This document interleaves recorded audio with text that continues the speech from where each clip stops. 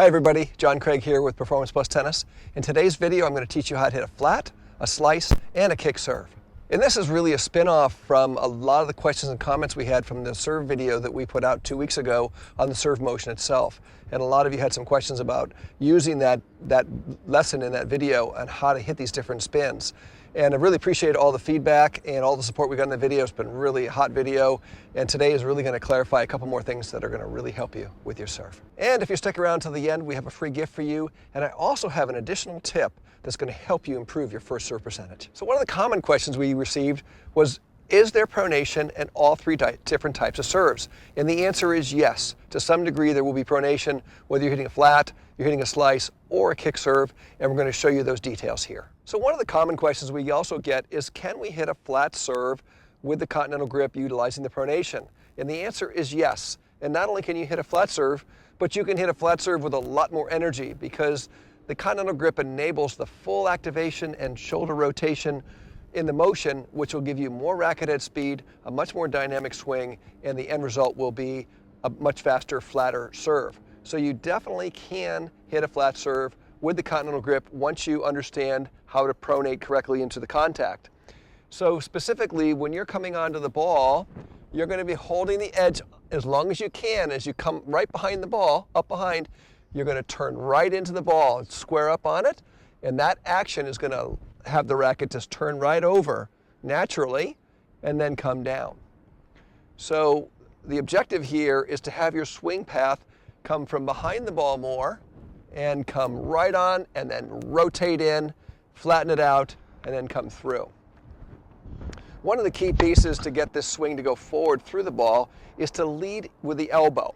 So from a side view, my swing is going to be more of an elbow lead where the racket is behind and then comes up.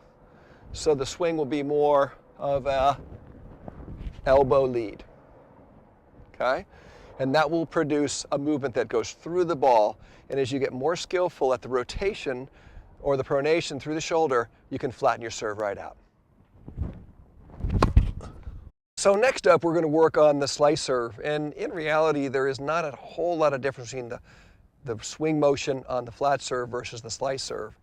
But obviously, there's going to be some cut on the ball.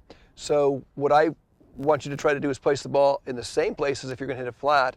But as you're coming up on the edge, you're just going to get the feel for cutting across the ball on a 45-degree angle. And the end result of that movement is still pronation. You're still going to be pronating into the ball as you go through, and it's going to pronate over. So there is a little controversy out in the serving world among some coaches who say that pronation doesn't occur on a slice. But if you watch all the pros when they hit a slice serve, there is pronation. To a lesser extent usually, because there's less rotation into the ball, there's going to be less action afterwards. But you still have to have some degree of turn in the racket to get to the ball, and then it goes through the shoulder and ends up turning over. So I wouldn't try to hit a slice where I don't pronate and do something like this, okay? Because that's really going to limit your motion. And in some cases, it could even cause you to hyperextend your elbow and get an elbow injury. So what you want to do is let that racket head go through the side of the ball at a 45-degree angle, and then let it turn over and let your elbow bend and then come back down. And there will be some degree of pronation in that movement. Next up is the kick serve or the topspin serve. And the mechanics are different for this. And what you want to do on this serve in particular is, first of all, is understand there's a little bit different contact point. So in comparison to a flat, where the racket is at a comfortable extension, or a slice where you're at comfortable extension on an angle, with a topspin serve, your racket is going to be rising into extension as it plays the ball. So the racket is still moving from low to high as it makes contact. And the swing path is going to be more vertical as you move up into the ball, and the byproduct of that is a swing that's going to be moving from left to right for a right-handed player. So your swing path is going to take a very distinctively different movement compared to a flat serve. It's definitely going to be moving from left to right. And there is pronation in that movement as well. The shoulder is still going to be very active in taking the racket through and then pronating and then coming down. So The topspin serve is a little trickier in a way. Sometimes it helps if you have a little bit different ball toss that's above your head more. The contact point's a little bit different, and the swing path is different.